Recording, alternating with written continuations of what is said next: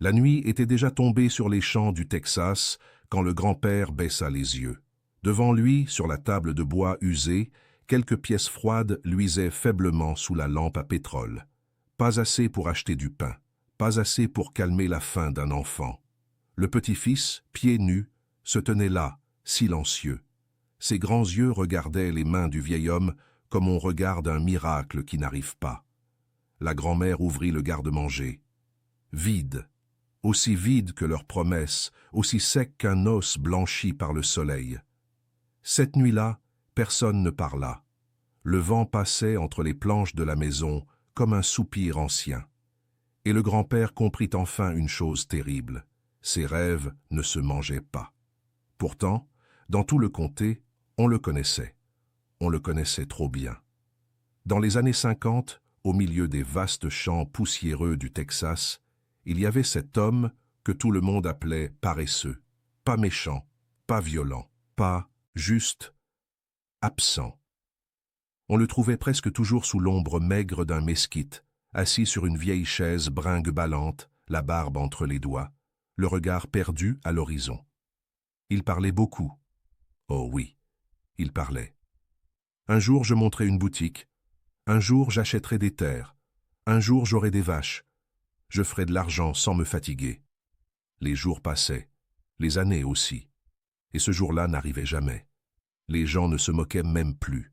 Ils soupiraient, ils détournaient le regard, avec cette pitié silencieuse qu'on réserve à ceux qui vivent plus dans leur tête que dans la terre.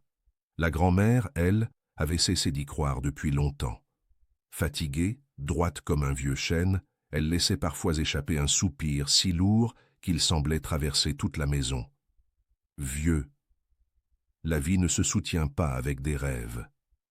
Elle se soutient avec du travail. Le grand-père haussait les épaules, toujours le même geste, toujours la même réponse. On verra, femme. Un jour, je trouverai le moyen. Puis le silence, encore. Mais pendant que les mots flottaient dans l'air, la réalité, elle, s'installait. Le besoin grandissait, la maison vieillissait, les dettes devenaient une ombre collée au mur. Et puis vint cette nuit, celle où le petit-fils demanda du pain. Le regard du grand-père se posa sur le sol. Il sentit sa gorge se serrer. Pour la première fois, il n'y avait plus d'excuses, plus d'histoire, plus de demain. Cette nuit-là, il ne dormit pas. Quand le soleil se leva, rouge et brûlant, il se leva aussi, vaincu. Et il fit ce qu'il avait toujours méprisé. Il alla travailler. Dans les champs de coton, le soleil ne pardonnait rien. Son dos se courba. Ses mains, autrefois douces, s'ouvrirent en ampoules. La sueur lui brûlait les yeux. Chaque muscle criait. Au milieu des rangées blanches, il murmura entre deux souffles. « C'est pire que la paresse. C'est une chaîne. » Le soir, il rentrait plié, comme s'il avait vieilli de 20 ans en une journée. La grand-mère l'attendait avec une assiette de haricots et 2 tortillas. Jamais 3. Le petit-fils courait vers lui, s'accrochait à ses jambes.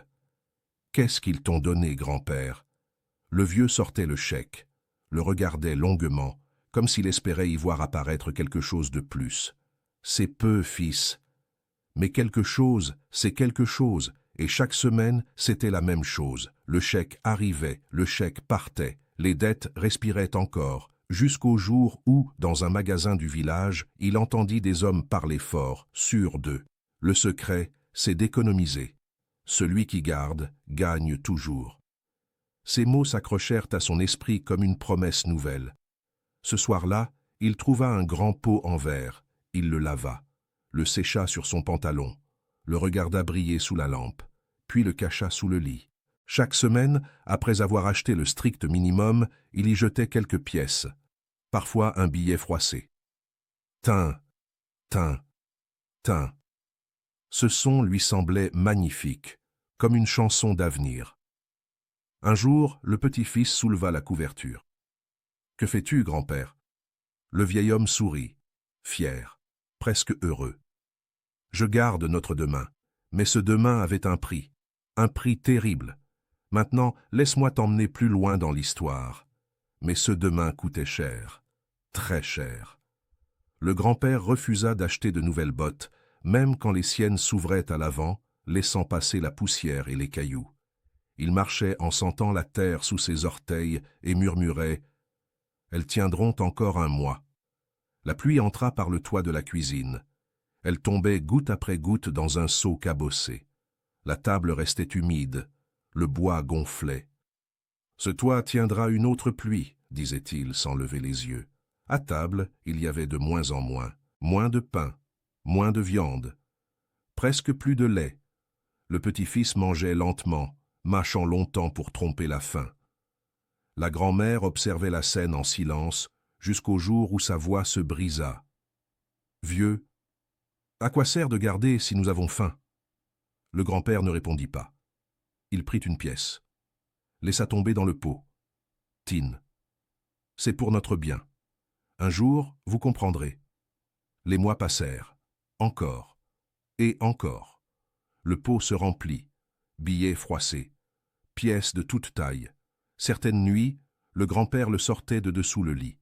Il le regardait longuement, sous la lumière tremblante de la lampe, comme on regarde un trésor secret. Parfois, il souriait. Parfois, il le serrait contre lui. Une nuit, il le posa sur la table. « Regarde, fils. Ici, c'est la sécurité. » Le petit-fils ouvrit grand les yeux. Combien de sacs de maïs on peut acheter avec ça? Le grand-père redressa le menton.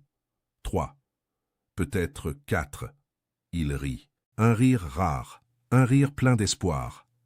La grand-mère, elle, détourna le regard. Le lendemain, ils partirent au marché. Le pot enveloppé dans un vieux chiffon, serré contre le cœur. Le petit-fils sautait à ses côtés. « Combien de sacs, grand-père ?»« 3 ou 4, répondit-il avec assurance. Ses bottes trouées faisaient du bruit à chaque pas. Mais il marchait droit, fier. Chez le marchand, il vida le pot sur la table. Il étala l'argent comme on étale une victoire. « 3 sacs de maïs, s'il vous plaît. » Le commerçant compta vite, trop vite. Puis il leva les yeux. « Ça ne donne pas, vieux. Les prix ont monté. » Le silence tomba. « Comment ça? Ça ne donne pas ?» balbutia le grand-père. « L'argent vaut moins chaque jour. » C'est comme ça.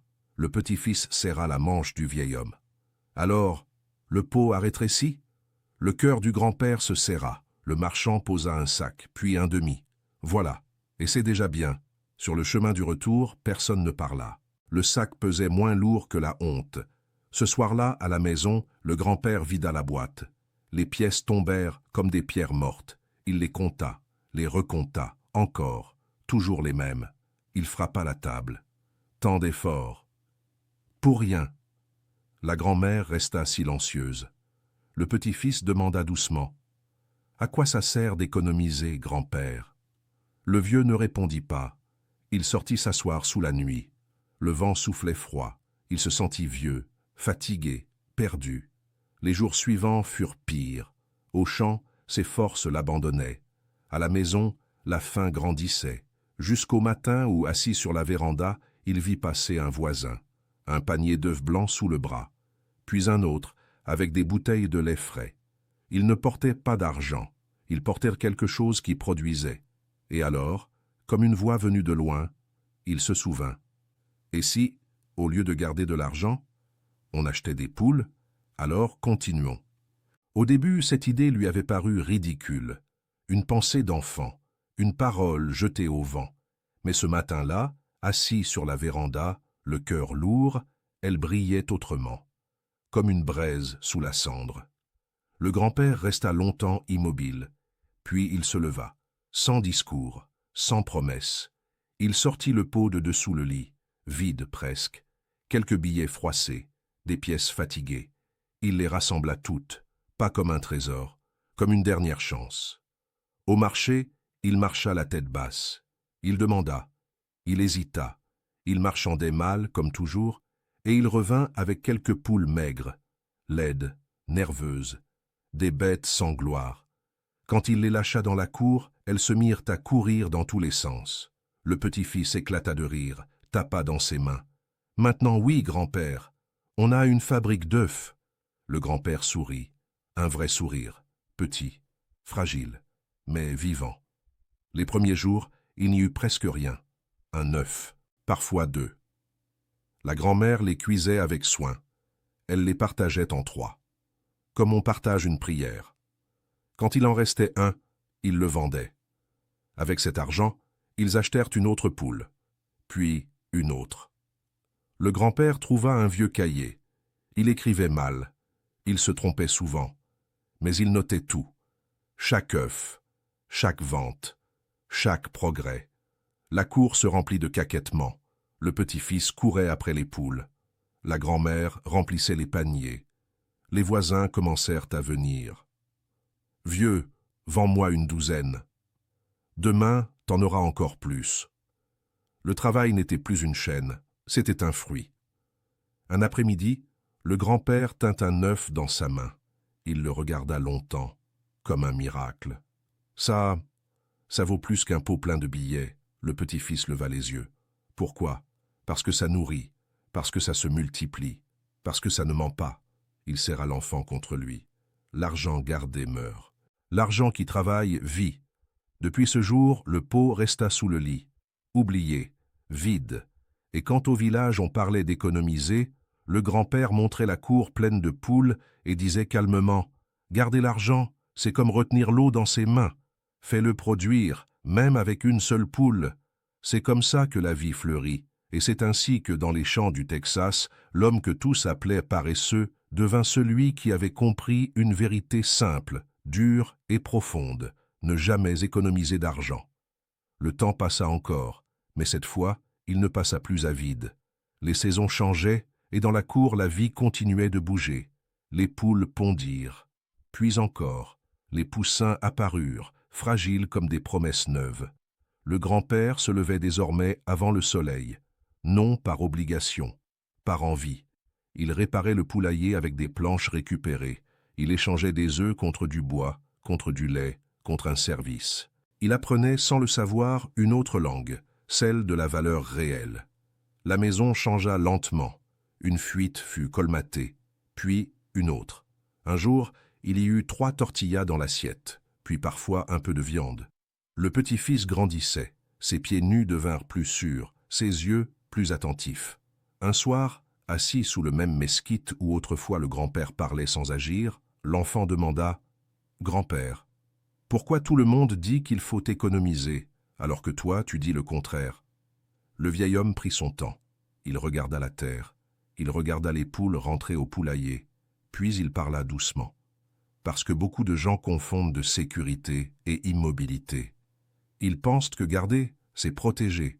Mais ce qui ne circule pas, pourrit.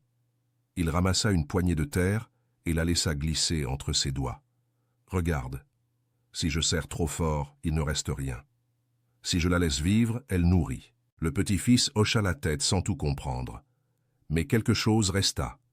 Des années plus tard, quand le garçon devint un homme, il se souvint de ce pot en verre, vide, oublié, et de la cour pleine de vie. Il se souvint surtout de cette leçon que personne n'enseignait à l'école. La pauvreté ne vient pas seulement du manque d'argent. Elle vient de l'argent qui dort. Et chaque fois qu'il gagnait quelque chose, il se demandait non pas « combien puis-je garder ?» mais « qu'est-ce que je peux faire naître avec ça ?» C'est pour cela qu'aujourd'hui encore, je partage le conseil de mon grand-père, pas comme une règle, pas comme une vérité dure, mais comme une histoire vécue. Si cette histoire t'a touché, écris ce que tu en as compris.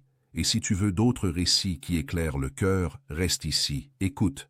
La prochaine fable t'attend déjà.